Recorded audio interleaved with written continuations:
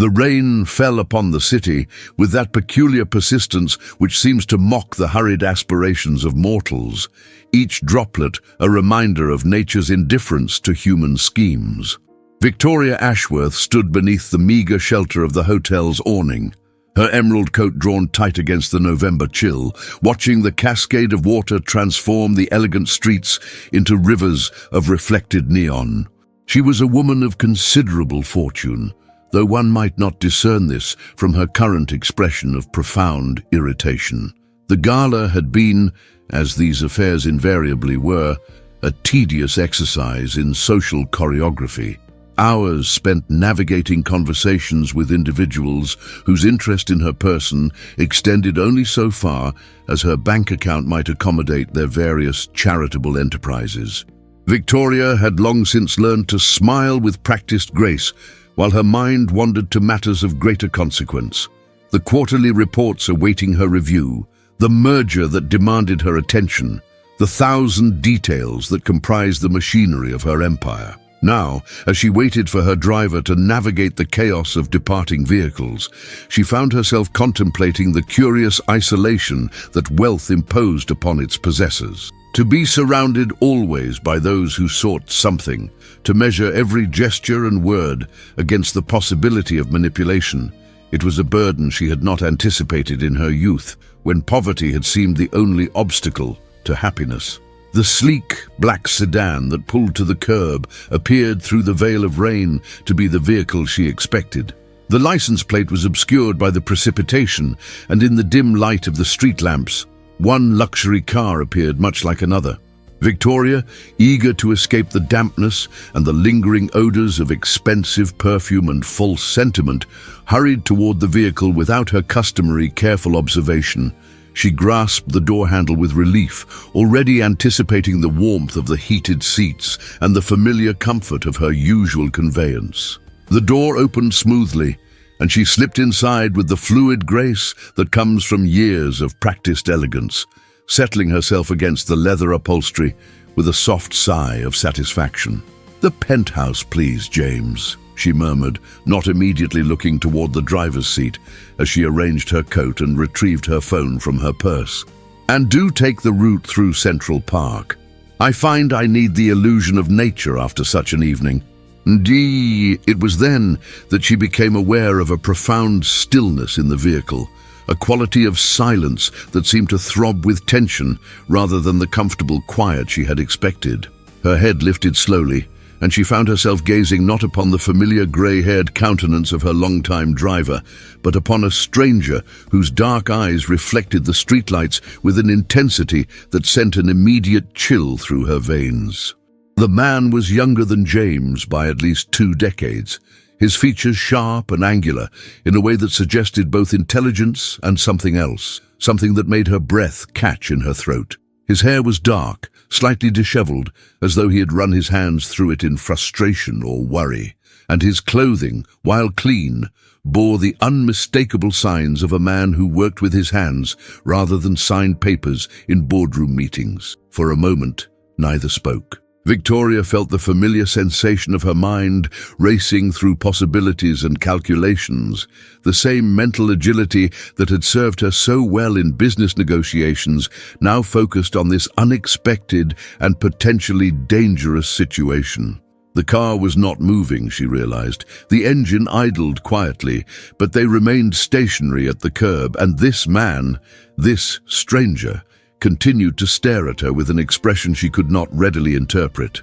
"I believe," she said, her voice carrying the crisp authority that had commanded boardrooms and intimidated competitors, "there has been some mistake.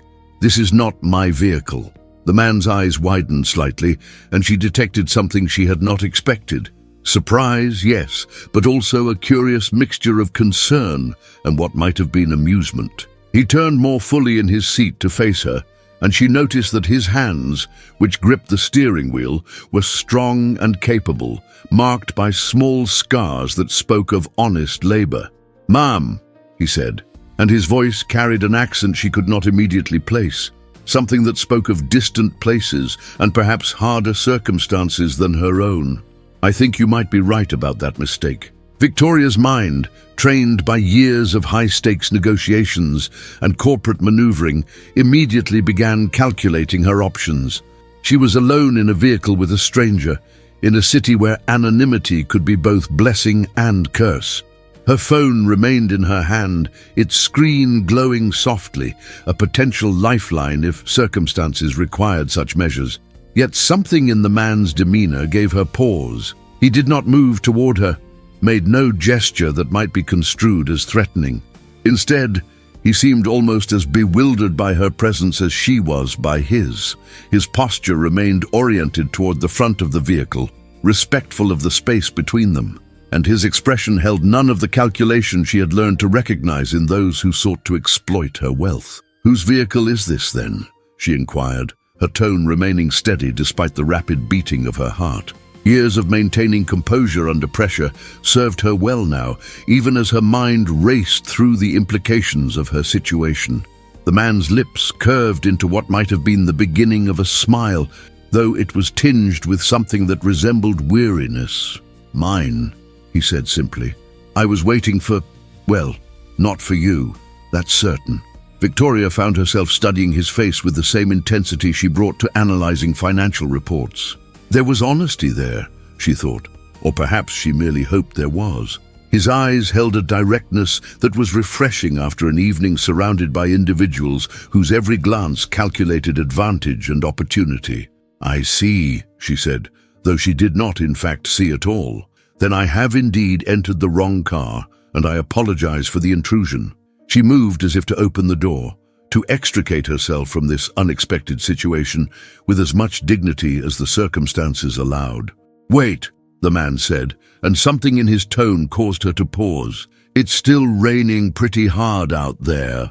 He gestured toward the windows, where the precipitation continued to streak the glass with determined persistence. "And you look like you're dressed for somewhere a lot fancier than a sidewalk in this weather." Victoria glanced down at her attire. The emerald coat that had cost more than many people earned in a month, the delicate shoes that were entirely unsuited to navigating wet pavement, the jewelry that caught the light with subtle elegance. She was indeed ill-equipped for standing on street corners in inclement weather. "I can call another car," she said, though even as she spoke, she was calculating the likelihood of securing rapid transportation on a night when every taxi and rideshare vehicle in the city would be in high demand due to the weather. "Look," the man said, turning off the engine and shifting to face her more fully. "I don't know what kind of evening you've had, but mine hasn't exactly gone according to plan either. You're welcome to wait here until your ride shows up, or until the rain lets up, whichever comes first." There was something in his offer that surprised Victoria, a kindness that seemed to carry no expectation of reciprocation. In her experience, every gesture of assistance came with a price, explicit or implied. People did not simply help Victoria Ashworth, they invested in the possibility of future advantage. "That's very generous," she said carefully, "but I couldn't impose on a stranger's time." The man laughed, a sound that held genuine warmth despite the strangeness of their circumstances. "Ma'am, I've been sitting in this car for the better part of an hour, waiting for someone who apparently isn't coming. Your company is probably an improvement over my own thoughts right now." Victoria found herself curious despite her caution. "You were waiting for someone?" His expression shifted slightly, and she caught a glimpse of something that might have been disappointment or resignation. "My sister," he said. "She works at that hotel you just came out of. Was supposed to get off her shift an hour ago, but—" He shrugged, the gesture conveying volumes about expectations unfulfilled and plans disrupted. The hotel. Victoria glanced back toward the elegant building where she had spent her evening, among the city's elite, where servers and staff had moved with practiced invisibility to ensure the comfort of their wealthy patrons. It had not occurred to her to consider that these individuals had lives beyond their service, families who waited for them, concerns that extended beyond the immediate needs of their employers. Perhaps she was delayed by the event, Victoria suggested. "Such affairs often run longer than anticipated." "Yeah, that's what I figured," the man said, She texted about an hour ago to say she'd be late, but then nothing since. He glanced at his phone, its screen reflecting the same blue light as her own device. I keep thinking I should just head home, but she doesn't have a car, and in this weather. Victoria found herself moved by his concern, by the evident care he showed for his sister's well-being. It was a stark contrast to the calculated relationships that dominated her own existence, where genuine affection was rare and often clouded by ulterior motives. "What does your sister do at the hotel?" she asked, surprising herself with her interest. "She's part of the catering staff," he replied. "Works events like the one tonight, fancy parties for people with more money than they know what to do with." There was no bitterness in his tone, merely a statement of fact, delivered without judgment. Victoria felt a flush of something that might have been shame. She was, undoubtedly, one of those people with more money than she knew what to do with, at least in the estimation of someone who waited in cars for working sisters to finish their shifts. The irony of the situation was not lost on her. She sat in comfort while his sister lightly cleaned up the detritus of her social class's entertainment. "I attended that event," she admitted quietly. The man looked at her with renewed interest, his gaze taking in her expensive clothing and jewelry with a different perspective. "Yeah, I figured as much. You've got that look about you." "What look is that?" Victoria asked, though she suspected she knew the answer. "Like you're used to people opening doors for you," he said, but his tone held no accusation, merely observation. "Like the world generally arranges itself around your convenience." Victoria considered his words, recognizing their accuracy even as they stung slightly. It was true that her wealth had insulated her from many of the inconveniences that others faced daily. Traffic jams were avoided by private transportation. Long lines were circumvented by priority access. Comfort was purchased rather than hoped for.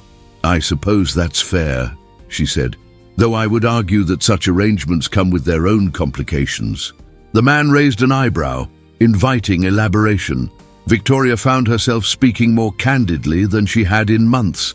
"When people open doors for you because of your bank account rather than your character, you begin to question the sincerity of their gestures.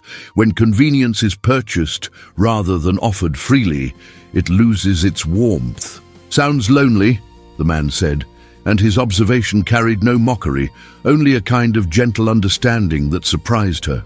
"It can be," Victoria admitted, wondering why she was confessing such personal truths to a stranger in a car on a rainy night. Perhaps it was the anonymity of the situation, the knowledge that this man had no investment in maintaining any particular image of her.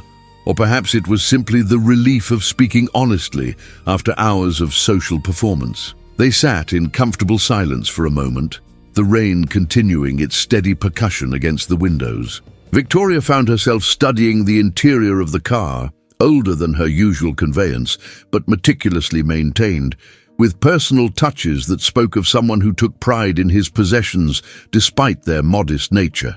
An air freshener shaped like a pine tree hung from the rearview mirror, and she could see a photograph tucked into the sun visor, though she could not make out its details from her position.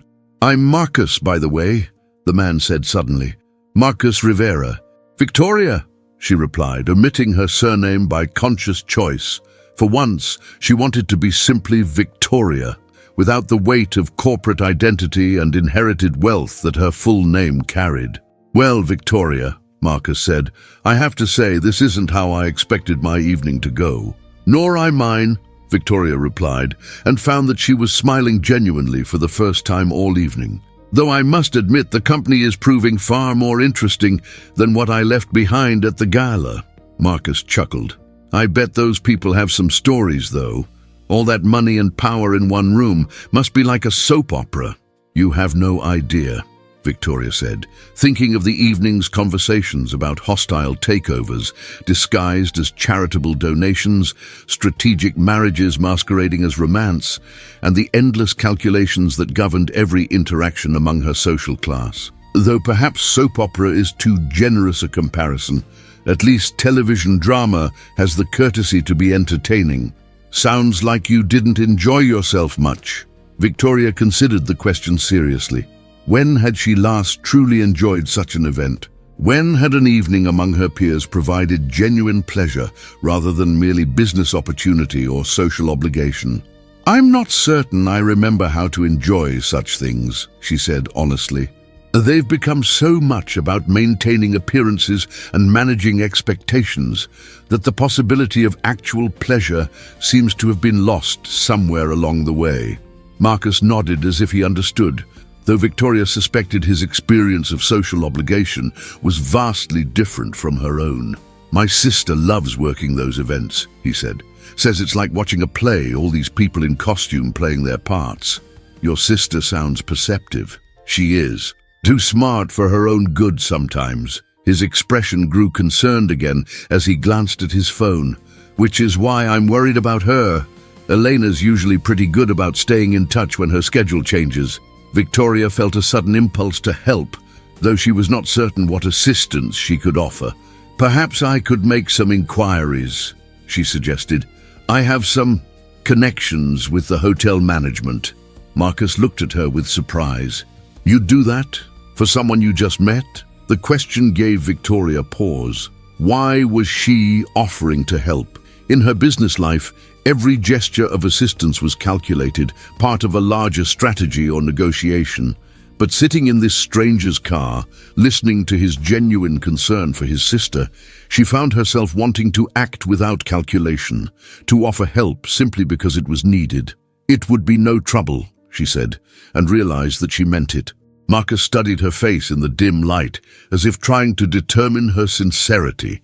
Whatever he saw there seemed to satisfy him, because he nodded slowly.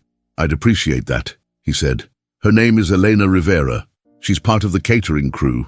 Been working there about 6 months.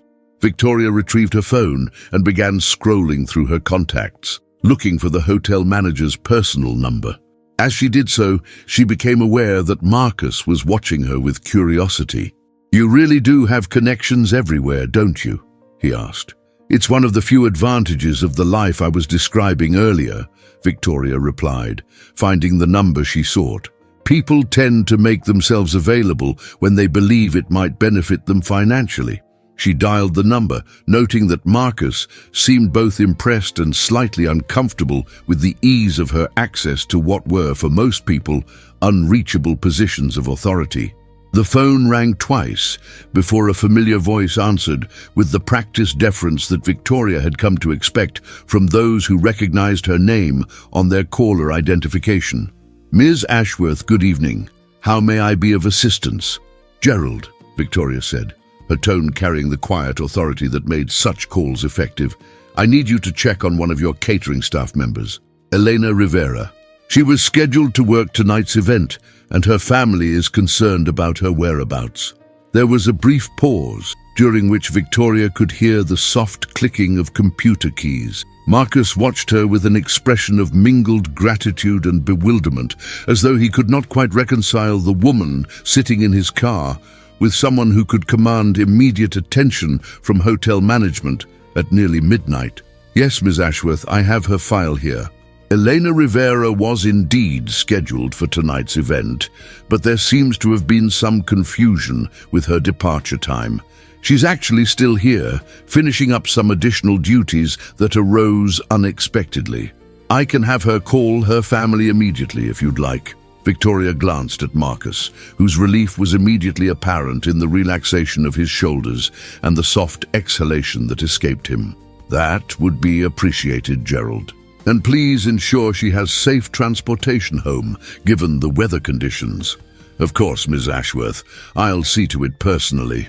Victoria ended the call and turned to Marcus, who was staring at her with an expression she found difficult to interpret. There was gratitude there, certainly, but also a kind of wonder that seemed disproportionate to the simple favor she had performed. She's safe, Victoria said. Still at the hotel, apparently working some additional duties that came up unexpectedly. The manager is having her call you now. As if summoned by her words, Marcus's phone began to ring. He answered it immediately, his voice filled with relief and gentle reproach. Elena, Jesus, you scared me. I've been sitting out here for over an hour. No, it's okay. I'm just glad you're safe. What happened? Victoria listened to his side of the conversation, noting the affection and concern in his voice. It was clear that he and his sister shared a relationship based on genuine care rather than obligation or convenience, something that struck her as both enviable and somewhat foreign to her own experience of family relationships. Okay, Marcus was saying. No, don't worry about it, I'll wait. The hotel manager is arranging a car. Are you sure? All right, but text me when you get home, okay? I don't care what time it is. He ended the call and turned to Victoria with an expression of profound gratitude. I don't know how to thank you, he said. That was incredible. You just called and made it happen, just like that. Victoria felt oddly uncomfortable with his appreciation, unaccustomed as she was to gratitude that carried no expectation of reciprocation. It was nothing, she said, a simple phone call. Maybe for you, Marcus replied, but for someone like me, getting a hotel manager on the phone at midnight and having them actually care about helping, that doesn't happen. His words highlighted a reality that Victoria rarely considered, the vast difference in access and influence that wealth provided. What seemed like a minor favor to her represented a kind of power that was entirely outside Marcus's everyday experience. What happened to your sister? Victoria asked, partly to deflect from his continued thanks and partly out of genuine curiosity. Marcus ran a hand through his dark hair, a gesture that seemed habitual when he was processing stress or relief. Apparently, some VIP guest at your party spilled wine all over himself and demanded that the entire serving area be cleaned and reset before anyone could leave. Elena and a few others got stuck dealing with it. Victoria felt a flush of embarrassment on behalf of her social class. The casual inconsideration that would keep working people from their families over something as trivial as spilled wine was exactly the sort of behavior she had witnessed countless times without truly considering its impact on those who served. I'm sorry, she said quietly. That's inexcusable behavior. Marcus shrugged, though she could see that the casual indifference of the wealthy toward those who served them rankled him. It's not your fault. Elena says it happens pretty regularly. People who've never had to clean up after themselves sometimes forget that the people who do are human beings with lives and families. His words stung because they carried truth without accusation. Victoria realized that she had likely been guilty of similar thoughtlessness countless times, viewing service staff as extensions of the machinery of her comfort, rather than as individuals with their own concerns and obligations. Still, she said, it reflects poorly on all of us who were there tonight. Marcus studied her face in the dim light, filtering through the rain-streaked windows. You're not what I expected, he said after a moment. What did you expect? Someone more, I don't know, cold, I guess. Entitled. You've got all this power, you just demonstrated that, but you're sitting in my beat-up car apologizing for things that aren't your fault and seeming genuinely bothered by how my sister was treated. Victoria considered his observation. Was she cold and entitled? Certainly her business associates would describe her as demanding and uncompromising. She had built her reputation on being formidable, on never backing down from a negotiation or showing weakness in professional settings. But sitting here with Marcus, she felt none of the armor she typically wore in her daily interactions. Perhaps I'm different outside of my usual environment, she said. Or perhaps you bring out something in me that business meetings don't require. What do you mean? Victoria found herself speaking more honestly than she had in years. In my world, every conversation is a transaction. Every interaction has an agenda. People smile at me because they want something, and I smile back because I need something from them. After a while, you begin to forget what genuine human connection feels like. Marcus was quiet for a moment, absorbing her words. That sounds exhausting, he said finally. It is, Victoria admitted, though I suppose I've become so accustomed to it that I rarely notice the exhaustion anymore. They sat in comfortable silence, listening to the rain continue its steady rhythm against the car's roof. Victoria found herself reluctant to end this unexpected encounter. though she could not articulate why. Perhaps it was the novelty of speaking without calculation, or the refreshing honesty of Marcus's responses to her. Perhaps it was simply the pleasure of being valued for something other than her financial resources. "What do you do?" she asked suddenly. "When you're not waiting for sisters who work late shifts?"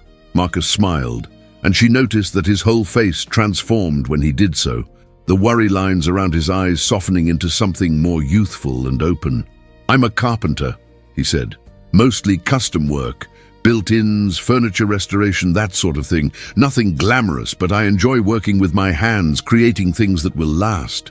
Victoria tried to imagine such work, the satisfaction of building something tangible and permanent. Her own professional life consisted largely of moving numbers and concepts around, manipulating abstract representations of value and ownership. When had she last created anything physical, anything that would endure beyond the next quarterly report? "That sounds fulfilling," she said, and meant it. It can be. There's something satisfying about starting with raw materials and ending up with something beautiful and functional. Though I have to admit, the pay isn't exactly in your league. Victoria detected no bitterness in his observation, merely a statement of fact, delivered without resentment. She found his lack of envy refreshing, so different from the constant calculations of relative wealth and status that characterized her usual social interactions. "Money isn't everything," she said, then immediately felt foolish for the platitude. Marcus laughed, but not unkindly. "Easy to say when you have enough of it, though I bet you work harder than most people think rich folks do." "What makes you say that?" "The way you handled that phone call. You knew exactly who to call and what to say to get results. That doesn't happen by accident. You've got to understand how power works, how to use it effectively. That takes intelligence and experience." Victoria was struck by his insight. Most people saw wealth as passive, as something that simply existed and provided automatic advantages.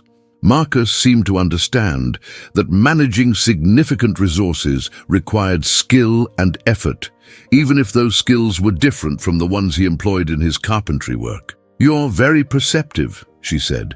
"Elena says I notice things other people miss. Comes from working in people's homes, I guess. You see how they really live when they're not performing for the outside world. And what do you see when you look at me?" The question surprised Victoria as much as it seemed to surprise Marcus. She had not intended to ask something so personal, so revealing of her own insecurities and curiosities. Marcus considered his answer carefully, his dark eyes studying her face with an intensity that made her feel both exposed and oddly seen. "I see someone who's forgotten how to be herself," he said finally. "Someone who's spent so much time being what other people expect or need her to be that she's lost track of what she actually wants." His words hit her with unexpected force, cutting through the careful defenses she had built around her emotional life. How long had it been since someone had looked at her and seen beyond the wealth and power to the person beneath? How long since she had allowed such vulnerability to show? "That's quite an assessment, based on a brief acquaintance," she said, though her tone carried no defensiveness, only a kind of wondering acknowledgement of his accuracy. "Maybe," Marcus said, "but I've been sitting in this car for 2 hours, thinking about life and disappointment, and then you show up, all elegant and powerful, but clearly running from something. It makes you notice things. What do you think I'm running from?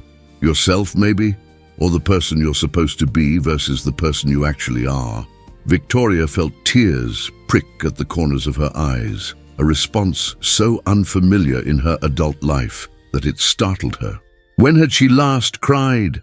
When had she last felt the kind of emotional honesty that might lead to tears? "I'm sorry," Marcus said quickly, clearly noticing her emotional response. "I didn't mean to upset you. I have a tendency to say too much sometimes." "No," Victoria said, her voice soft but steady. "No, you're right. I am running from something. I've been running for so long, I'd forgotten I was doing it." Marcus waited, offering her the space to continue or not as she chose. His patience was another gift, she realized, the simple courtesy of allowing her to process her emotions without pressure or judgment. "I inherited my father's company when I was 25, she said eventually. "Overnight, I went from being someone's daughter to being responsible for thousands of jobs and millions of dollars in revenue. Everyone was watching to see if I would fail, if I was worthy of what I'd inherited. That's a lot of pressure for someone so young." It was, and I decided that the only way to prove myself was to be harder, smarter, more ruthless than any man in my position would need to be. I built walls around myself, made myself untouchable and uncompromising. It worked. The company thrived, and I earned respect in my industry. But, Victoria smiled sadly, but somewhere in the process of proving I could do the job, I forgot who I was before the job defined me. I became the role I was playing, and now I'm not sure there's anything left underneath it. Marcus was quiet for a long moment, processing her confession. "Do you want there to be something underneath it?" he asked finally. The question caught Victoria off guard with its directness. Did she want to reclaim some version of herself that existed independently of her professional identity? The answer came to her with startling clarity. "Yes," she said. "Yes, I do. But I'm not sure I remember how to be anyone else." "Maybe," Marcus said gently, "you start by spending time with people who don't need you to be anyone in particular. People who see you as Victoria, not as Miss Ashworth with all the power and responsibility that comes with that name." As if to punctuate his words, his phone buzzed with a text message. Marcus glanced at it and smiled with relief. "Elena made it home safely," he reported. "Says to thank the mysterious benefactor who helped tonight." Victoria felt a warm flutter of satisfaction at having contributed to Eleanor's safe return home, a sensation so different from the calculated pleasures of business success that it took her a moment to identify it as genuine happiness. "I'm glad," she said simply. Marcus started the engine, and Victoria realized that their unexpected encounter was drawing to a close. The thought filled her with something that might have been regret, a reluctance to return to the isolation of her usual existence. "Where can I drop you?" Marcus asked. "I assume your actual ride isn't coming anymore." Victoria glanced at her phone, noting several missed calls from James, her driver, who had undoubtedly been searching for her at the hotel's entrance while she sat in Marcus's car having the most honest conversation she'd experienced in years. "My apartment is on Fifth Avenue," she said, then hesitated.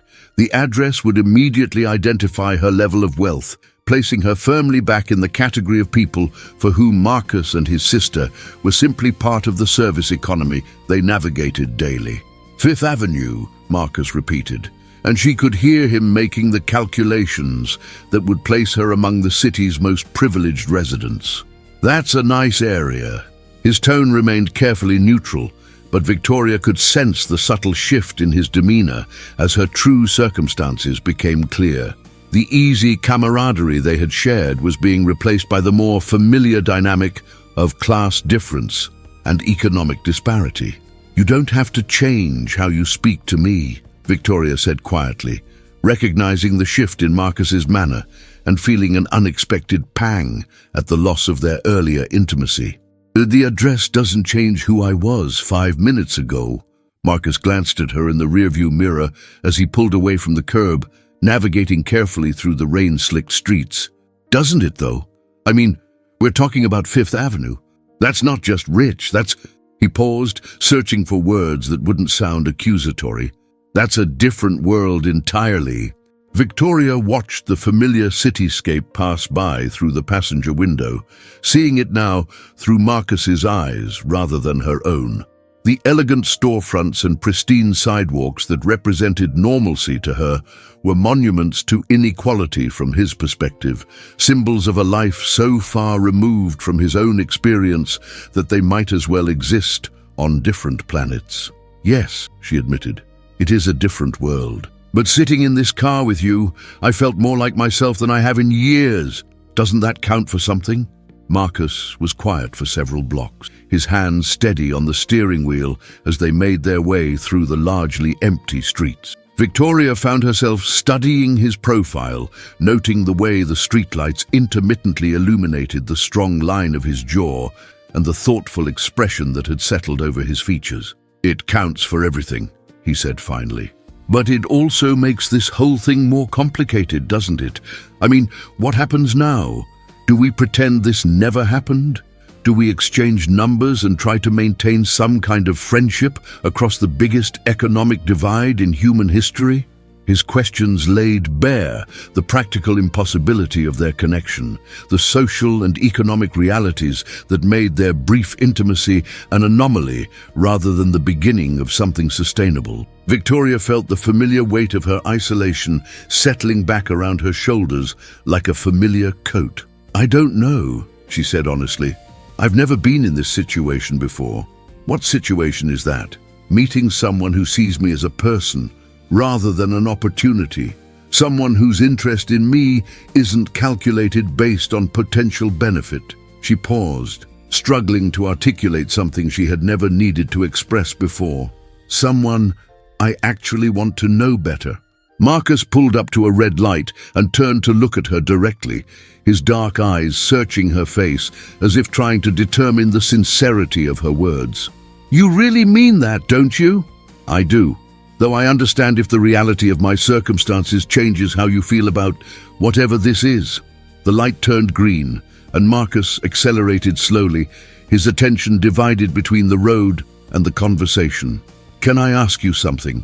"Of course. What would you do if money weren't a factor? If you could start over tomorrow without any of the responsibilities or expectations that come with your current life, what would you choose?" Victoria considered the question seriously, realizing that it had been years since she had allowed herself to contemplate alternatives to her existing reality. What would she choose if choice were truly available to her? "I think," she said slowly, "I would want to create something tangible and beautiful that would outlast me. Maybe I would learn to work with my hands the way you do, to build things that serve a purpose beyond generating profit." "You could still do that now," Marcus pointed out. "Money gives you options most people don't have. But it also creates obligations. Every decision I make affects thousands of employees, countless shareholders, entire communities that depend on the economic activity my company generates. The freedom to follow personal desires feels like a luxury I can't afford." Marcus nodded thoughtfully. "I never thought about wealth that way. I always assumed having money meant having more choices, not fewer. In some ways it does, but every choice carries greater consequences when you're responsible for more than just yourself. The weight of that responsibility can be paralyzing." They were entering Victoria's neighborhood now, the streets growing wider and the buildings more imposing. Marcus's car, which had seemed perfectly adequate throughout their conversation, now appeared shabby against the backdrop of manicured trees and pristine architecture. Victoria could sense him taking in the obvious markers of extreme wealth, the casual displays of resources that represented more money than he would likely earn in several lifetimes. "Which building?" he asked, his voice carefully neutral. Victoria pointed toward an elegant pre-war structure that occupied nearly half a city block, its limestone facade glowing softly under the building's integrated lighting system. "The one with the doorman," she said, immediately realizing how that sounded. Marcus pulled up to the curb and put the car in park, but made no move to get out. They sat in silence for a moment, both seemingly reluctant to end their encounter despite its obvious impossibility. "Victoria," Marcus said finally, and hearing her name in his voice sent an unexpected flutter through her chest. "I want you to know that tonight, talking with you, it's been one of the most real conversations I've had in a long time. For me as well," she said softly. "More real than I knew I needed. But..." Victoria sighed, recognizing that he was giving her the opportunity to articulate what they both understood. "But we live in different worlds, Marcus. What happens when you realize that my daily routine involves making decisions that affect people like your sister? When you understand that the inequality you see all around us is something I benefit from every day? What happens when you realize that I'm never going to understand the pressures you're under, that I can't relate to having that kind of responsibility or power? They were laying out the obstacles honestly, and Victoria appreciated his willingness to confront reality rather than indulge in romantic fantasies about love conquering all circumstances. Yet even as they catalogued the reasons their connection was impractical, she found herself hoping he might argue against those reasons. "So this is goodbye then?" she asked, surprised by the disappointment in her own voice. Marcus was quiet for a long moment, staring out at the rain which had finally begun to lighten. "Maybe," he said. "Or maybe we find out what happens when two people from different worlds decide those differences matter less than the connection they've found." Victoria felt her heart speed up at his words. "What are you suggesting?" "I'm suggesting that we don't let fear of complications prevent us from exploring something that feels important. I'm suggesting that maybe the fact that this is difficult doesn't mean it's impossible." "Marcus," Victoria said carefully, "you need to understand what you would be getting involved with. My life is scrutinized constantly. Every relationship I have is analyzed by business reporters and society columnists. My associates would be skeptical of anyone who doesn't move in our circles, and some of them might try to use you to get to me. And you need to understand that I don't live in your world," Marcus replied. "I can't afford the restaurants you probably eat at or the places you probably vacation. I work with my hands for a living, and sometimes that means I come home dirty and tired. My friends are construction workers and teachers and nurses, not executives and socialites." They were testing each other now, Victoria realized, each laying out the potential costs of pursuing their connection. It was a form of negotiation, though one that involved hearts rather than contracts. "I don't care about any of that," Victoria said, and was surprised to discover that she meant it completely. "The restaurants, the social expectations, the judgment from my associates, none of that matters compared to how I feel when I'm talking with you." "How do you feel?" Marcus asked quietly. Victoria took a deep breath, preparing to make herself more vulnerable than she had been with anyone in years. "I feel like myself. Like the person I was before I had to become who everyone needed me to be. I feel alive in a way I'd forgotten was possible." Marcus reached across the center console and took her hand, his fingers warm and calloused from his work. The simple contact sent electricity through her entire body, a response so immediate and powerful that it startled her. "Then we figure it out," he said simply.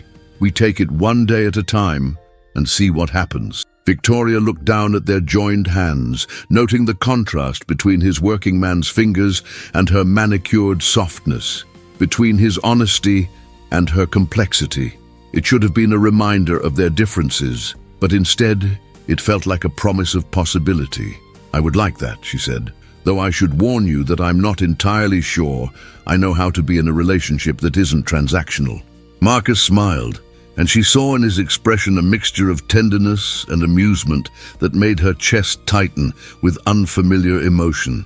"I think you're selling yourself short. You've been more genuine with me tonight than most people are after knowing someone for months. You bring out something in me that business meetings don't require." Victoria repeated her earlier observation, but now it carried different weight, the acknowledgement of something precious rather than merely curious. "Good," Marcus said, "because I'm hoping to see a lot more of that something." Victoria felt herself smiling in return, an expression that felt natural rather than calculated for the first time in recent memory. "How do we proceed from here? I don't exactly have experience with unconventional relationships. We start simple," Marcus said. "Coffee, maybe. Somewhere we can talk without the pressure of formal dinner or social expectations. Somewhere we can just be two people getting to know each other." The suggestion of coffee, such an ordinary, accessible pleasure, struck Victoria as revolutionary in its simplicity. When was the last time she had simply gone for coffee with someone without an agenda or business purpose? "I would like that very much," she said, "though I should mention that my schedule can be challenging and unpredictable." "I'm pretty flexible," Marcus replied. "One of the advantages of being my own boss, even if it comes with its own set of problems." Victoria realized they were making plans, committing to see each other again, despite all the rational arguments against such a course of action. The thought both thrilled and terrified her in ways that hostile takeover attempts and corporate crises never had. "I should give you my number," she said, reaching for her phone. "Just your number?" Marcus asked with a slight smile. "Not your assistant's number or your secretary's number?" Victoria laughed, understanding his point about the layers of protection and filtration that typically surrounded her communications. "My personal number," she clarified, "the one that reaches me directly." They exchanged information, and Victoria noted that Marcus saved her contact simply as Victoria, rather than with any of the titles or formal designations that usually accompanied her name in other people's phones. The simple intimacy of that choice moved her more than she would have expected. "I should go in," Victoria said reluctantly, glancing toward the building where her doorman waited under the elegant awning, undoubtedly curious about the unfamiliar car that had delivered his building's most prominent resident home. "Of course," Marcus said, but neither of them made any immediate move toward separation. "Marcus," Victoria said, her voice carrying a note of uncertainty that she rarely allowed others to hear.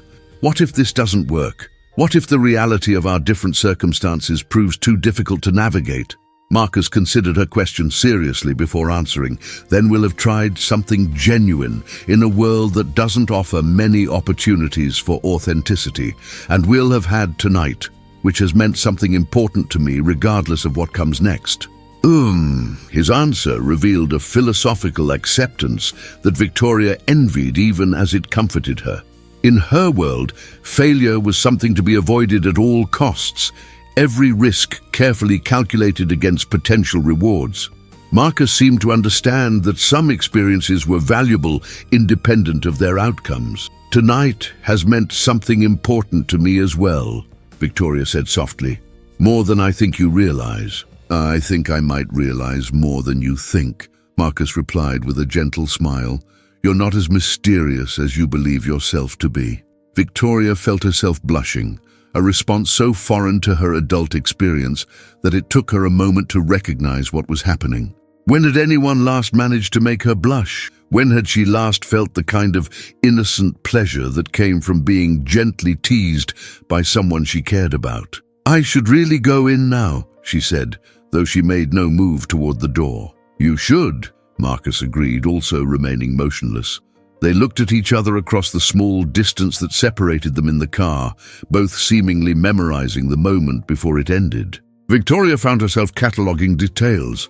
The way the streetlight caught the warmth in Marcus's dark eyes, the slight curl that rain had brought to his hair, the genuine smile that transformed his entire face.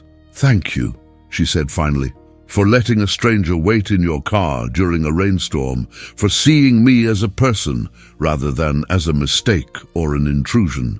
"Thank you," Marcus replied, "for being brave enough to be yourself with someone you just met. For reminding me that genuine connection is still possible in a world that often feels superficial and calculated." Victoria opened the car door, steeling herself for the brief journey through the rain to her building's entrance. Before she could step out, Marcus spoke again. "Victoria," she turned back to him. "Yes? When you're deciding whether to call me, remember how you felt tonight. Remember that version of yourself and ask her what she wants to do." His words went straight to her heart, a reminder that beneath all the complexity and obligation of her daily existence, there remained a person capable of joy and connection and authentic feeling.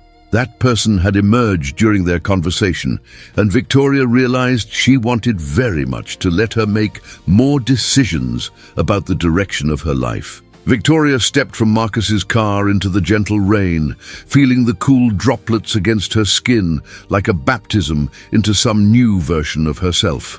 She hurried toward the building's entrance, where Thomas, the night doorman, waited with practiced discretion, his weathered face betraying no curiosity about the modest vehicle that had delivered his most distinguished resident home. "Good evening, Ms. Ashworth," Thomas said, holding the heavy glass door open with the same courtesy he had shown her for the past 15 years. "I trust your evening was pleasant, despite the weather?" "It was," Victoria replied, and was startled to realize that the conventional pleasantry was, for once, entirely accurate. "More pleasant than I had anticipated." Loud, as the elevator carried her silently toward her penthouse, Victoria found herself replaying every moment of her encounter with Marcus, examining each exchange with the same analytical intensity she brought to corporate negotiations. Yet unlike business dealings, this analysis yielded no clear strategy, no obvious path forward. She was venturing into territory for which her considerable experience had provided no preparation. The elevator doors opened onto her private foyer, revealing the familiar expanse of her apartment beyond. The space, designed by one of the city's most renowned interior architects, represented the pinnacle of sophisticated taste and unlimited resources.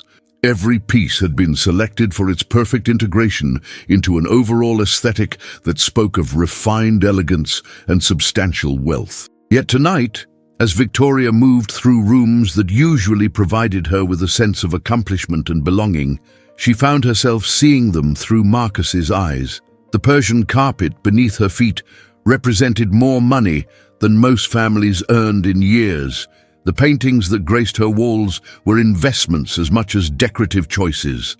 The marble surfaces and custom millwork spoke of a world where beauty was purchased rather than created. Victoria made her way to her bedroom, a sanctuary of pale blues and silver that had been featured in architectural magazines as an example of understated luxury. As she began the familiar ritual of preparing for sleep, she caught sight of herself in the full-length mirror that occupied one wall of her dressing area. The woman looking back at her appeared much as she always did, elegant, composed, perfectly put together despite the evening's unexpected developments. Her emerald coat showed no signs of having spent time in a stranger's car. Her jewelry remained precisely arranged. Her hair maintained its careful styling. Yet something in her expression was different, a softness around her eyes that spoke of recent emotional engagement. Victoria removed her jewelry slowly, placing each piece in its designated location within the custom-designed storage system that organized her considerable collection. The earrings that had caught the ballroom's light now seemed heavy with the weight of social performance. The necklace that had drawn compliments felt like armor being removed. As she changed into silk pajamas that cost more than Marcus likely spent on clothing in several months, Victoria found herself wondering what his home looked like. Did he live in a small apartment, perhaps sharing space with roommates to manage the expense of city living? Or had he found some modest place of his own, decorated with furniture he had built himself and filled with the kinds of personal touches that made a space feel genuinely inhabited rather than professionally designed? The speculation led her to contemplate the vast gulf that separated their daily experiences. While she moved through spaces designed to impress and intimidate, he likely lived somewhere that prioritized function and comfort over aesthetics. While she navigated social obligations and business dinners, he probably gathered with friends who valued authenticity over status. The contrast was both fascinating and daunting. Victoria settled into her king-sized bed, surrounded by pillows that had been arranged by her housekeeper according to preferences established years earlier. The room was temperature-controlled to exactly 68 degrees, the lighting adjusted to promote optimal sleep patterns. Every element had been optimized for her comfort and convenience, yet she found herself thinking longingly of the simple warmth she had felt sitting in Marcus's car. Sleep proved elusive, despite the day's emotional exhaustion. Victoria's mind continued to process the evening's revelations, particularly Marcus's observation that she had forgotten how to be herself. The accuracy of his assessment was both painful and liberating. Painful because it forced her to confront years of self-denial, liberating because it suggested that recovery of her authentic self was possible. When had she last made a decision based purely on personal desire rather than strategic advantage? When had she last pursued something simply because it brought her joy? The questions haunted her as she lay in her perfectly appointed bedroom, surrounded by evidence of success that felt increasingly hollow. Victoria's phone buzzed softly on her nightstand, and she reached for it with an anticipation that surprised her. Perhaps Marcus had sent a text, some acknowledgement of their shared evening that would bridge the gap between their encounter and the return to their separate realities. Instead, she found a message from her assistant, Margaret, who maintained her schedule with military precision and rarely sent communications outside of business hours unless circumstances demanded immediate attention. Ms. Ashworth, the quarterly board meeting has been moved to 8 a.m. tomorrow due to scheduling conflicts with the Singapore office. The pre-meeting materials are in your email. Also, the Chronicle wants to schedule an interview about the Henderson acquisition for next week. Should I confirm? The message was a stark reminder of the life that waited for her beyond the cocoon of her apartment, the endless series of obligations and decisions that would resume with tomorrow's sunrise. Victoria stared at the screen, feeling the weight of her responsibilities settling back around her like a familiar but unwelcome blanket. She typed a brief response confirming the meeting and authorizing Margaret to schedule the interview, then set the phone aside with a sigh that seemed to carry the weight of years. How many nights had ended this way, with reminders of duty overtaking whatever personal thoughts or feelings had occupied her evening? Yet even as she acknowledged the pull of her professional obligations, Victoria found herself thinking of Marcus's words about remembering the version of herself that had emerged during their conversation. That woman, the one who had laughed genuinely and spoken without calculation, felt more real than the executive who would occupy the boardroom tomorrow morning. Victoria retrieved her phone again, this time scrolling to Marcus's contact information. Her finger hovered over the keyboard as she contemplated what to say. What did one write to someone who had fundamentally altered your perspective in the span of a few hours? How did one express gratitude for being seen as a person rather than a position? After several false starts, she typed a simple message. "Thank you for tonight. I haven't felt like myself in longer than I realized.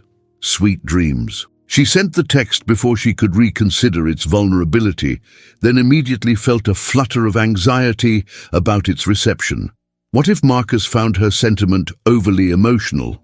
What if he had already begun to question the wisdom of their connection now that he was back in his own environment? Her phone buzzed almost immediately with his response. "Thank you for trusting me with the real Victoria. She's remarkable. Sleep well." The warmth in his words sent a wave of emotion through Victoria that she couldn't immediately identify. Relief, certainly, but also a kind of joy that felt both foreign and precious. Someone had seen her authenticity and found it valuable rather than problematic. Someone appreciated the person she was beneath the layers of professional armor.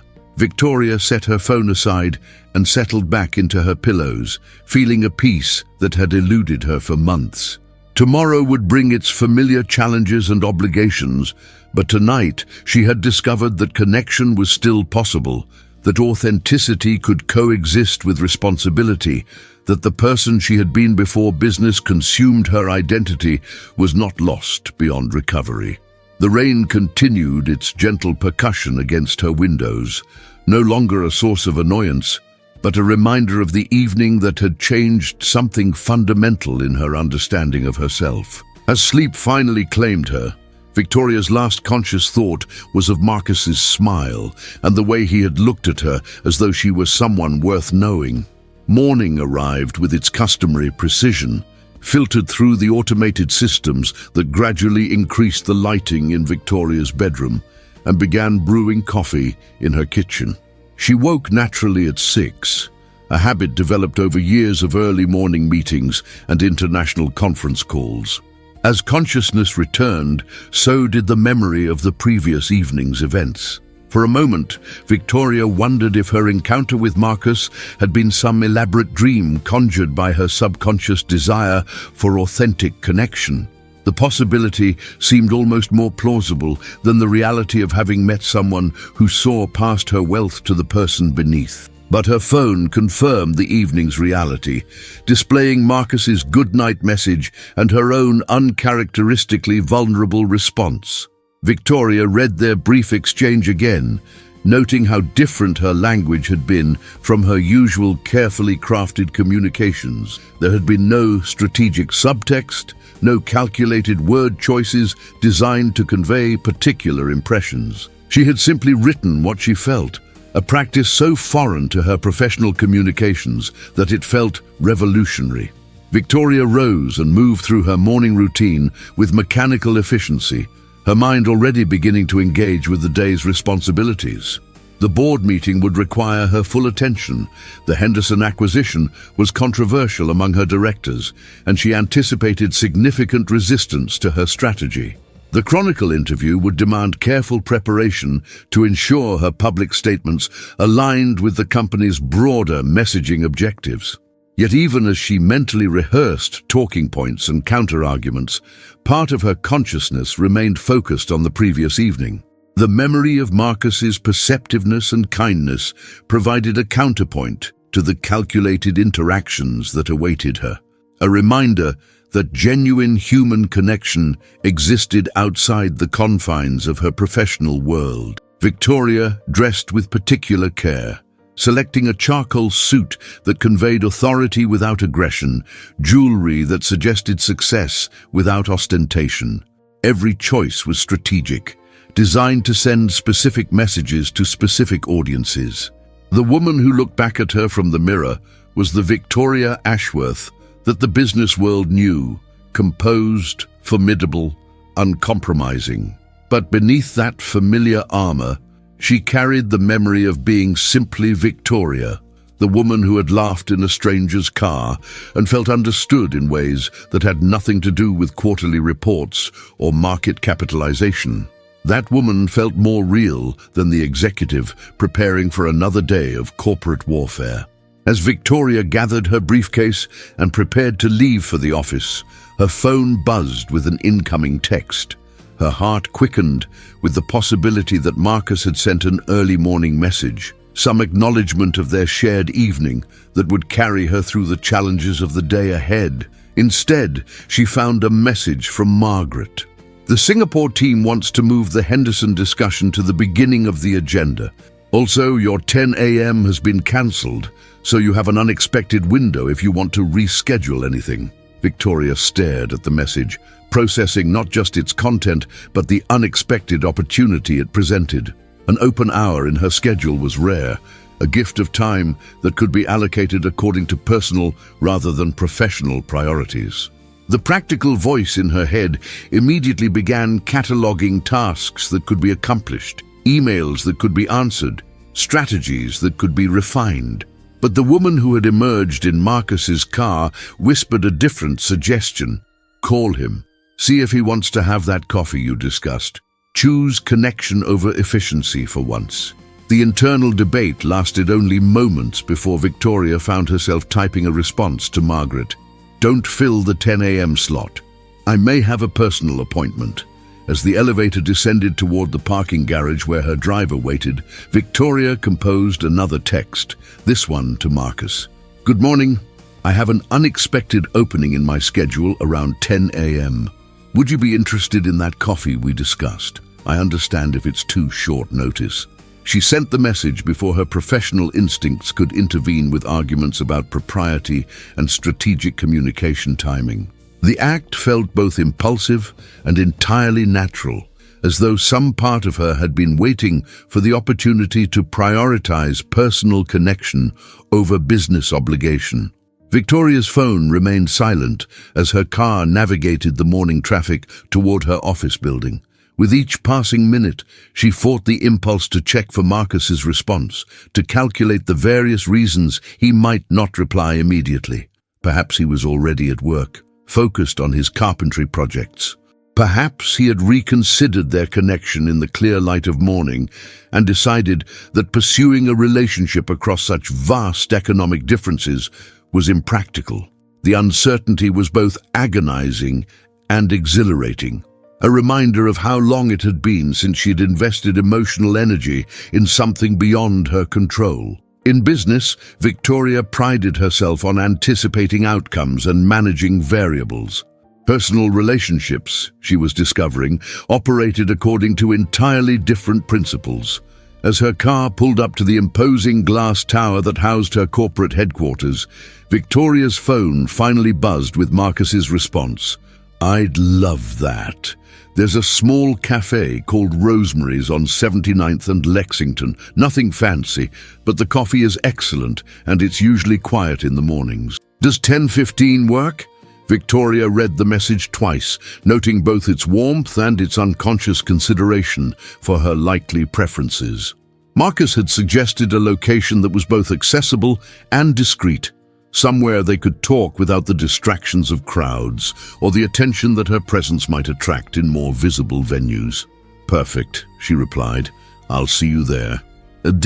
As Victoria entered her office building, she carried with her anticipation that had nothing to do with quarterly reports or acquisition strategies. For the first time in years, she looked forward to an appointment that promised pleasure rather than obligation, connection rather than transaction.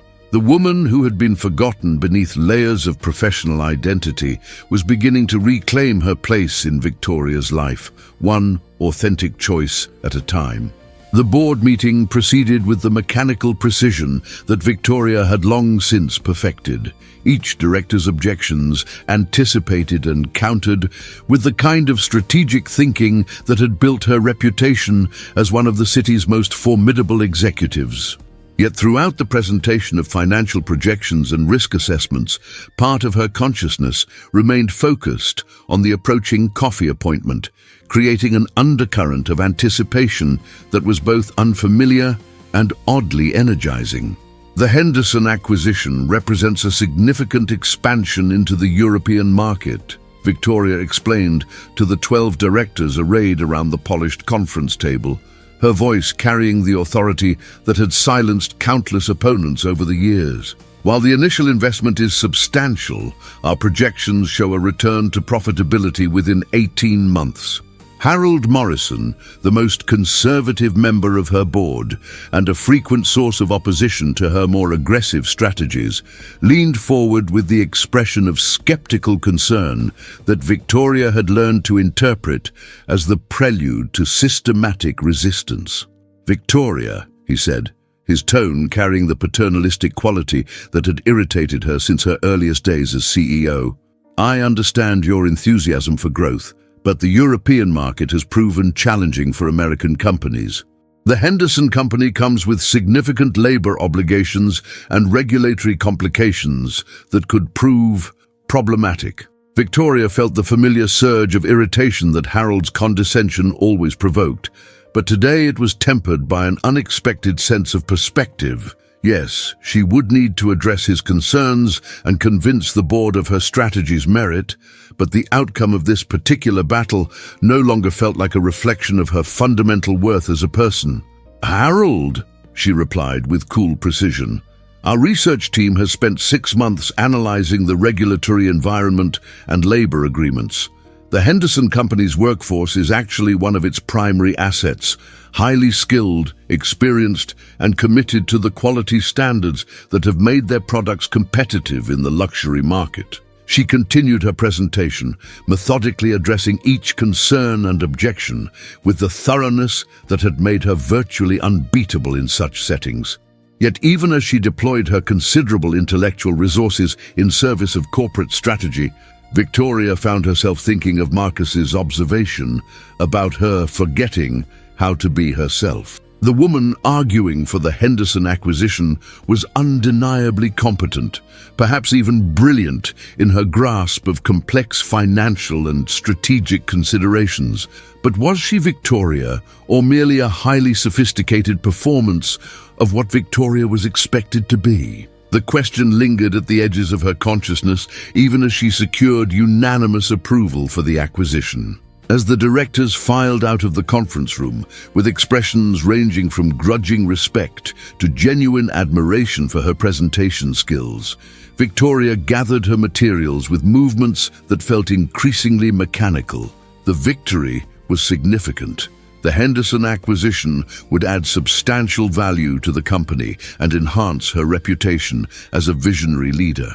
Yet the satisfaction she felt was muted, filtered through an awareness that success in this realm had become disconnected from any sense of personal fulfillment. Margaret appeared at her elbow with the efficient discretion that made her an invaluable assistant, tablet in hand and expression alert to the countless details that would require attention following the board's approval. "Excellent presentation, Ms. Ashworth," Margaret said with professional warmth. "The legal team needs to schedule due diligence meetings for next week, and the PR department wants to coordinate the announcement timing with the quarterly earnings release." Victoria nodded, her mind already shifting from strategic planning to tactical execution, the endless series of tasks that would transform board approval into corporate reality. Yet even as she began to engage with these familiar responsibilities, she felt a flutter of excitement about her approaching appointment with Marcus. "Schedule the due diligence meetings for Tuesday and Wednesday," Victoria instructed, "but keep Friday afternoon clear. And Margaret," she paused, surprising herself with what she was about to say, "I'm going to step out for my 10:15 appointment. Please hold my calls unless it's genuinely urgent." Margaret's expression remained professionally neutral, though Victoria detected a slight widening of her eyes that suggested surprise. In 15 years of working together, Victoria had never requested that calls be held for what was clearly a personal appointment during business hours. "Of course, Miss Ashworth," Margaret replied smoothly. "Shall I have James bring the car around?" Victoria considered the offer, then shook her head. "I think I'll walk. The fresh air will be good for me." Margaret's surprise deepened almost imperceptibly, but she simply nodded and made a note on her tablet. Victoria Ashworth, walking to appointments was as unusual as requesting personal time during business hours. A deviation from established patterns that suggested something significant was shifting in her carefully ordered world. Victoria made her way through the familiar corridors of her corporate headquarters, noting the deference in every greeting, the careful attention in every interaction. Employees who had worked for the company for years still straightened unconsciously when she passed, their conversations pausing until she moved beyond hearing range. The effect of her presence was something she had long since learned to take for granted, the natural consequence of position and authority. Yet today, the automatic deference felt heavy rather than gratifying, a reminder of the isolation that success had imposed upon her daily existence. When had she last had a conversation with a colleague that wasn't filtered through considerations of hierarchy and professional consequence? When had someone in her professional sphere seen her as Victoria rather than as Ms. Ashworth? The morning air carried the crisp clarity of early autumn as Victoria emerged from her building and began the walk toward her appointment with Marcus. The physical activity was unusual for her.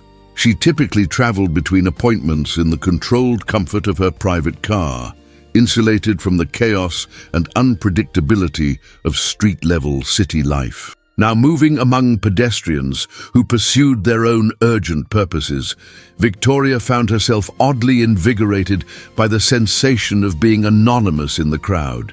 No one recognized her without the usual markers of wealth and position. No one required anything of her beyond the basic courtesy of shared sidewalk space.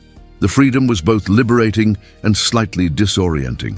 As she walked, Victoria found herself noticing details that usually passed unobserved from behind the tinted windows of her car. The way morning light caught the windows of buildings, creating patterns of reflection and shadow.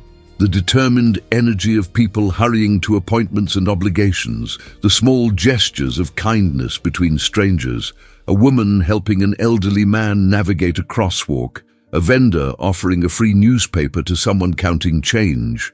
The observations led her to contemplate Marcus's world, the daily reality of someone who moved through the city on foot and by public transportation, who encountered these small human moments as part of his regular experience rather than as exotic glimpses into a different way of living. Rosemary's Cafe proved to be exactly as Marcus had described. Small, unpretentious, filled with the kind of comfortable, mismatched furniture that suggested functionality over aesthetics. The space was warm and inviting in a way that Victoria's usual venues, with their sleek surfaces and strategic lighting, never managed to achieve. Victoria arrived precisely at 10:15, a punctuality that was both professional habit and nervous anticipation. She scanned the cafe's interior, searching for Marcus among the scattered customers who occupied the small tables with newspapers and laptops. She found him in a corner booth, dressed in clean jeans and a navy sweater that suggested he had chosen his attire with the same care she had applied to her own appearance. His dark hair was slightly damp, as though he had recently showered, and his expression carried a mixture of anticipation and uncertainty that mirrored her own emotional state. Marcus rose as she approached, a gesture of courtesy that struck Victoria as both old-fashioned and genuinely respectful.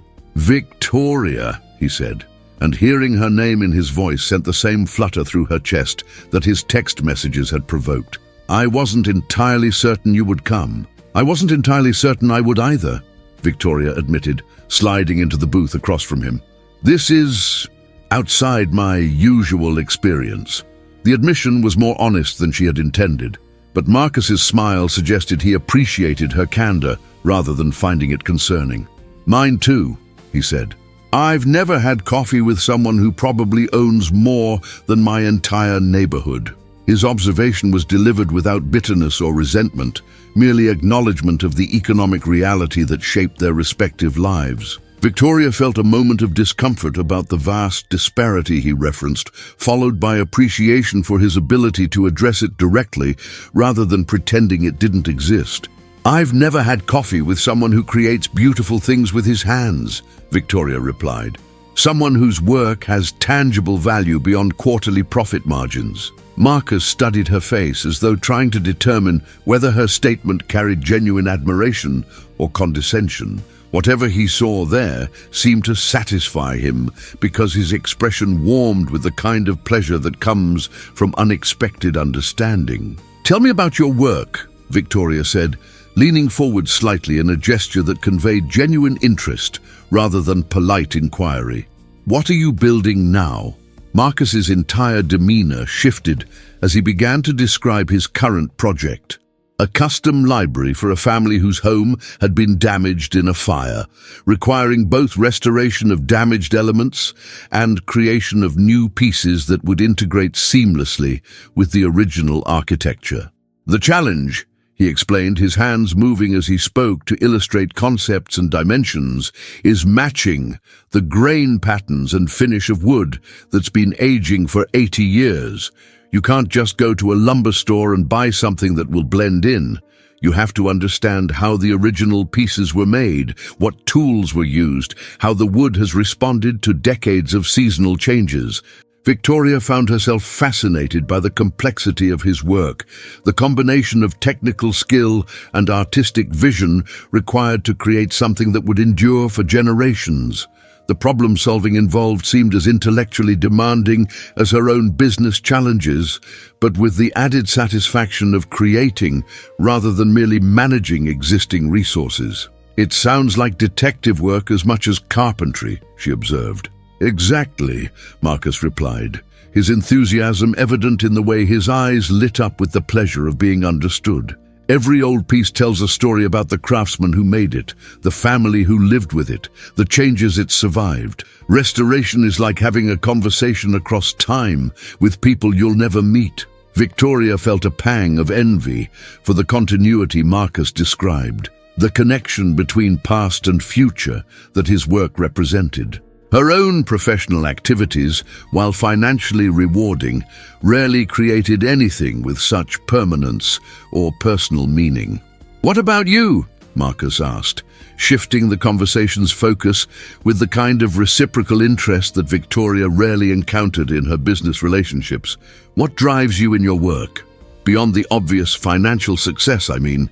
The question caught Victoria off guard, with its assumption that financial success might not be sufficient motivation for her professional efforts. Most people in her sphere assumed that wealth was both means and end, that accumulation of resources represented the ultimate goal of business activity. "I think," Victoria said slowly, working through thoughts she had never been asked to articulate, "I'm driven by the possibility of creating something larger than myself. The company employs thousands of people, supports entire communities, influences economic development in ways that extend far beyond our immediate operations. But does that fulfill you personally?" Marcus pressed gently. "When you go home at the end of the day, do you feel satisfied with how you've spent your time?" Victoria considered his question seriously, recognizing that it required a level of self-examination she typically avoided. Did she feel satisfied? Or did she simply feel accomplished, successful, victorious in whatever contest had occupied her attention that day? "Honestly," she said, meeting his eyes with an honesty that surprised her, "I think I've forgotten how to distinguish between professional satisfaction and personal fulfillment. They've been the same thing for so long that I'm not sure I know the difference anymore." Marcus nodded, as though her admission confirmed something he had already suspected. "That sounds exhausting," he said with genuine sympathy. "It is," Victoria agreed, "though I didn't realize how exhausting until I spent an evening talking with someone who sees work and life as separate things rather than identical pursuits." Their conversation was interrupted by a waitress who approached their table with the kind of friendly efficiency that Victoria associated with establishments where customer service was personal rather than performative. The woman was perhaps 40, with graying hair pulled back in a practical ponytail and a smile that suggested genuine warmth rather than professional courtesy. "What can I get you folks this morning?" she asked, her attention divided equally between Victoria and Marcus, without the subtle deference that Victoria typically inspired in service situations. Victoria realized that in this context, wearing relatively casual clothing and sitting across from Marcus, she appeared to be simply another customer rather than someone whose approval might influence the server's financial well-being. The anonymity was both refreshing and slightly disconcerting. "Coffee, please," Victoria said. "Black. No sugar." "I'll have the same," Marcus added, "and maybe some of those blueberry muffins if they're fresh." "Baked this morning," the waitress confirmed with obvious pride. "I'll bring you two, in case your friend wants to try one." After the woman departed, Marcus looked at Victoria with amusement. "She assumed we were together," he observed, "like a couple having coffee on a weekend morning." The comment made Victoria suddenly aware of how they must appear to outside observers. Two people engaged in intimate conversation, leaning toward each other across a small table, exhibiting the kind of focused attention that suggested romantic interest. The realization sent a flutter of nervous excitement through her chest. "Is that what this is?" Victoria asked quietly. "Are we together in some way?" Marcus considered her question seriously, his expression thoughtful rather than flippant. "I don't know what we are yet," he said honestly, "but I know that I've been looking forward to this conversation since I woke up this morning. I know that you're the most interesting person I've met in longer than I can remember." Victoria felt her heart racing at his words, at the simple honesty of his admission. When had someone last expressed interest in her that wasn't calculated, that wasn't influenced by considerations of advantage or opportunity? "I've been looking forward to it too," she said softly.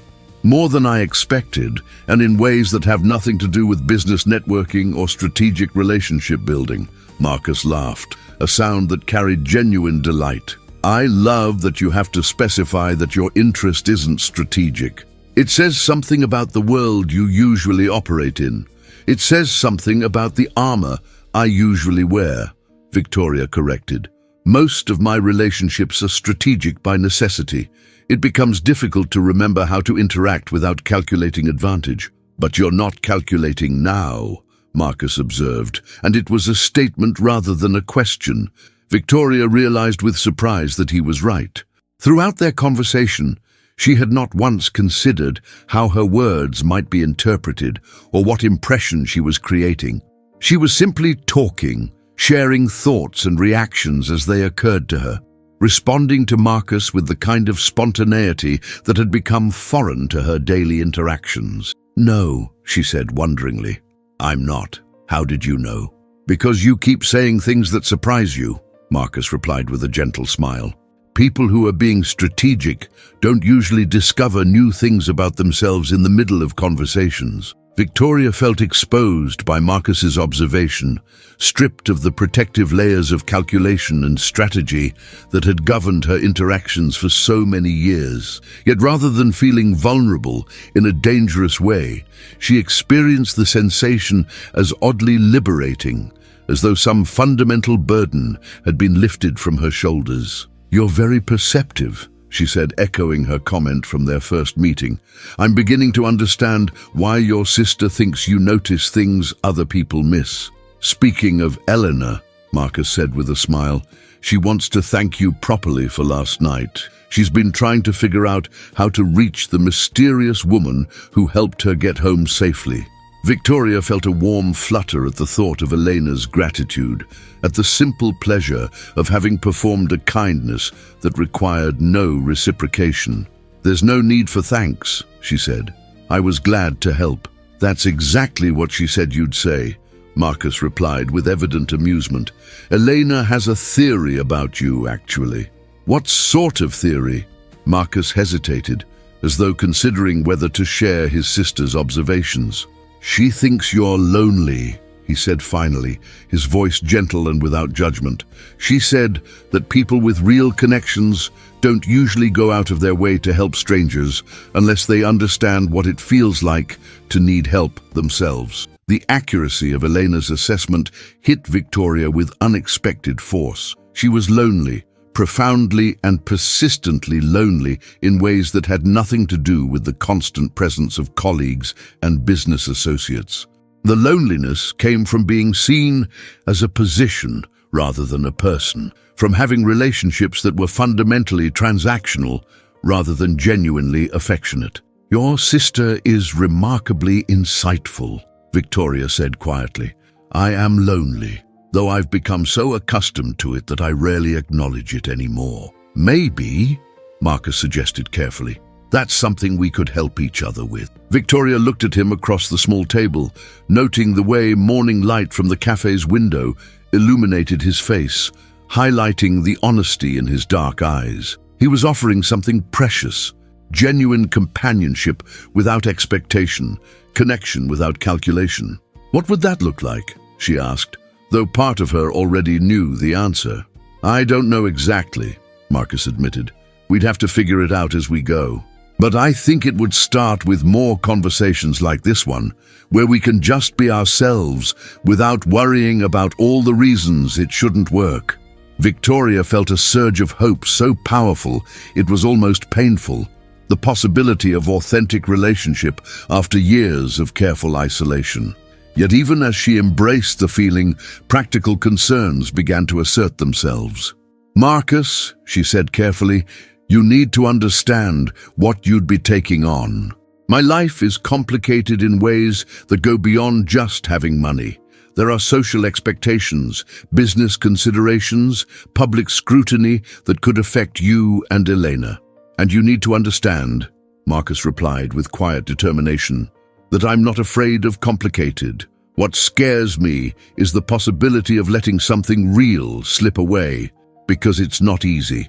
His words resonated through Victoria's consciousness like a bell struck in a silent room, clear and reverberant with truth. How many opportunities for genuine connection had she dismissed over the years because they didn't fit neatly into her organized existence? How many possibilities had she sacrificed to maintain the smooth operation of her professional life? "What scares me," Victoria said, matching his honesty with her own, "is that I might not remember how to be in a relationship that isn't about business. What if I've forgotten how to love someone without trying to manage or control the outcome?" Marcus reached across the table and took her hand. the same gesture he had made in his car the night before. His touch carried warmth and reassurance, a physical reminder that connection was possible despite her fears and uncertainties. "Then we start slowly," he said simply. "We take time to figure out who we are together without rushing toward any particular destination. We let ourselves discover what happens when two people from different worlds decide to build something new." Victoria felt tears gathering at the corners of her eyes, an emotional response that would have mortified her in any business context, but felt entirely natural in this quiet cafe with Marcus. The tears spoke to years of accumulated longing, to the recognition that she had been offered something she had stopped believing was possible. "I would like that very much," she said, her voice soft but steady. "Though I should warn you that I'm completely inexperienced with relationships that develop organically rather than strategically." Marcus smiled, and Victoria saw in his expression a mixture of tenderness and amusement that made her chest tight with unfamiliar feeling. "I think organic development might be exactly what you need," he said. "Unfortunately, I have extensive experience with projects that require patience and careful attention to natural processes." The analogy between relationship building and his carpentry work struck Victoria as both amusing and oddly apt. Perhaps love, like restoration, required understanding of existing patterns and patient attention to growth over time. Their conversation was interrupted by the arrival of their coffee and muffins, the waitress setting down plates and cups with practiced efficiency. The interruption provided Victoria with a moment to process the emotional intensity of their exchange, to recognize that something fundamental was shifting in her understanding of what her life might include. "These are excellent," Victoria said after tasting the blueberry muffin, surprised by the quality of something so simple and unpretentious. "Elena would love that you appreciate good baking," Marcus replied. "She's been talking about starting a catering business, maybe specializing in events like the one last night, but with more personal attention to detail." "That sounds like an excellent idea," Victoria said, and found herself thinking about the practical aspects of business development. The market for personalized catering services is quite strong, especially among clients who value quality over mere spectacle. Marcus raised an eyebrow. "Are you offering business advice?" Victoria paused, realizing that she had automatically shifted into consultant mode, analyzing Eleanor's idea through the lens of market opportunities and competitive advantages. The response was so instinctive that she had not even noticed the transition from personal to professional thinking. "I'm sorry," she said with genuine embarrassment. "I have a tendency to turn everything into a business discussion. It's become such an automatic response that I sometimes forget not everyone wants strategic analysis with their coffee." "Don't apologize," Marcus said warmly. "Elena would actually love to hear your thoughts about the catering business. She's been researching market opportunities, but doesn't have access to the kind of insight that someone with your experience could provide." The suggestion that her business expertise might be valuable in a personal rather than transactional context was novel to Victoria. She was accustomed to charging substantial fees for strategic consultations, to having her advice sought as a commodity to be purchased rather than as a gift to be shared. "I would be happy to discuss it with her," Victoria said. "Not as a formal consultation, but as, what would you call it? As a friend, helping a friend," Marcus suggested. "As someone who cares about Elena's success because she matters to someone you care about." The phrase, "someone you care about," hung in the air between them, an acknowledgement of feeling that neither had explicitly stated, but both understood. Victoria felt her pulse quicken at the recognition that their connection had deepened beyond casual interest into something that might legitimately be called affection. "Yes," Victoria said softly, "as a friend helping a friend." They finished their coffee in comfortable conversation, discussing Elena's business plans and Marcus's current carpentry projects with the kind of reciprocal interest that Victoria had rarely experienced. She found herself genuinely curious about the technical challenges of wood restoration, while Marcus seemed fascinated by her descriptions of corporate strategy and market analysis. As their time together drew toward a close, Victoria felt the familiar pull of professional obligations asserting itself. She had meetings scheduled, decisions to make, the endless stream of tasks that comprised her executive responsibilities.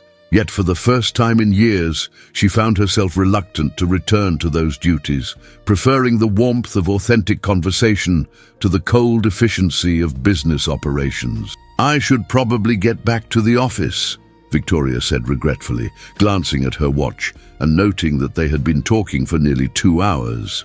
"Of course," Marcus replied, though she detected similar reluctance in his voice. "When can I see you again?" The question filled Victoria with a joy so pure it was almost startling. Someone wanted to see her again, not for business purposes or social obligations, but simply for the pleasure of her company. "Soon," she said with more certainty than she felt about her ability to manage her complex schedule. "Very soon." Marcus walked her back toward her office building, their conversation continuing easily as they navigated the midday pedestrian traffic. Victoria noticed that her awareness of the city around them had sharpened since their first meeting, as though Marcus's presence had taught her to see details that usually escaped her attention. As they reached the imposing glass tower that housed her corporate headquarters, Marcus paused and turned to face her.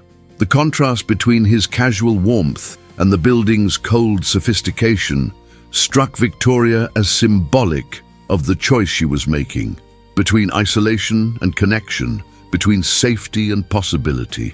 "Victoria," Marcus said quietly, taking her hand in a gesture that had become familiar over the course of their brief acquaintance. "Thank you for taking the risk of coffee with a stranger. Thank you for being brave enough to see where this might lead." "Thank you," Victoria replied, "for seeing me as someone worth the effort of getting to know, for reminding me that I'm more than just my job title and bank account." Marcus leaned forward and kissed her cheek, a gesture so gentle and respectful that it sent warmth flooding through her entire body. The simple contact carried more genuine affection than she had experienced in any of her previous relationships, which had been characterized more by mutual benefit than authentic feeling. "I'll call you tonight," Marcus said as he stepped back. "Maybe we can have dinner this weekend, somewhere we can talk for hours without worrying about time constraints." "I would love that," Victoria said, and realized that she meant it completely. As Marcus walked away, disappearing into the crowd of people pursuing their own urgent purposes, Victoria remained on the sidewalk for a moment longer than necessary. She was returning to familiar territory, to the world of corporate power and strategic thinking that had defined her adult life. But she carried with her now the memory of being simply Victoria, of being valued for qualities that had nothing to do with wealth or position. The elevator ride to her office floor provided Victoria with time to process the morning's emotional revelations, to recognize that something fundamental had shifted in her understanding of what her life might include. She had spent years building walls around her authentic self, protecting that vulnerable person from the demands and expectations of her professional world. Marcus had somehow breached those defenses, not through force or manipulation, but through the simple act of seeing her clearly and appreciating what he found. Margaret greeted her return with the kind of efficient discretion that had made their working relationship so effective over the years. "How was your appointment, Ms. Ashworth?" she inquired with professional interest that carried no expectation of personal revelation. "It was..."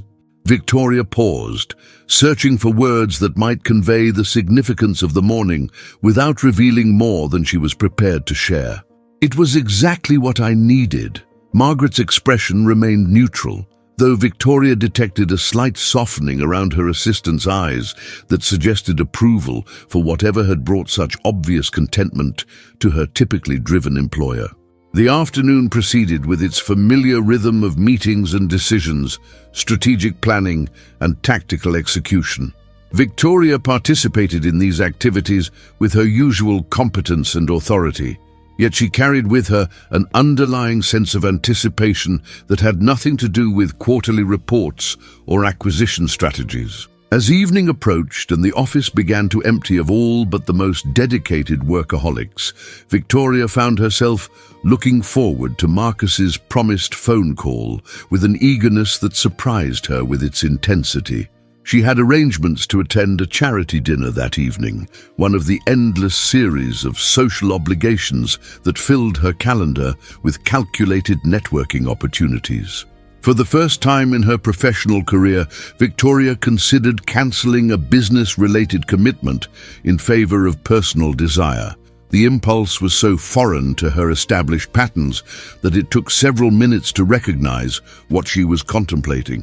Instead of cancelling the dinner entirely, Victoria made a different choice, one that represented a compromise between her professional responsibilities and her newly awakened personal desires. She would attend the charity event, fulfill her social obligations, but leave early to take Marcus's call from the comfort of her apartment rather than from some hotel ballroom filled with people who knew her only as a position rather than as a person. The decision felt revolutionary in its small way, a recognition that her personal happiness deserved consideration alongside her professional success. As Victoria prepared to leave her office, she reflected on the unexpected journey that had begun with entering the wrong car in a rainstorm. 2 days ago, she had been a successful but isolated executive, armored against authentic feeling by layers of wealth and professional achievement.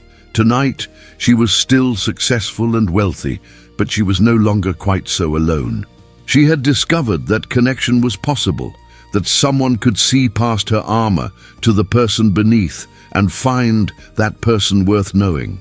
The realization filled Victoria with a sense of possibility that extended far beyond her budding relationship with Marcus.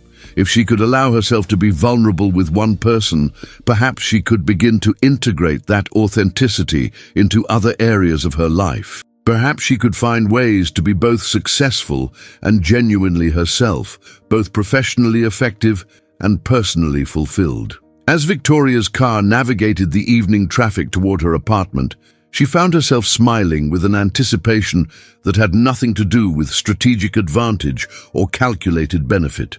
Tonight, Marcus would call, and they would continue the conversation that had begun with her mistaken entry into his car. Tomorrow, they would have dinner and explore further the connection that had surprised them both with its depth and potential. For the first time in years, Victoria looked forward to discovering who she might become when she allowed herself to be both powerful and vulnerable, both successful and authentic. The woman who had been forgotten beneath layers of professional identity was finally ready to reclaim her place in Victoria's life, one genuine choice at a time. The wrong car, it seemed, had led her to exactly the right destination.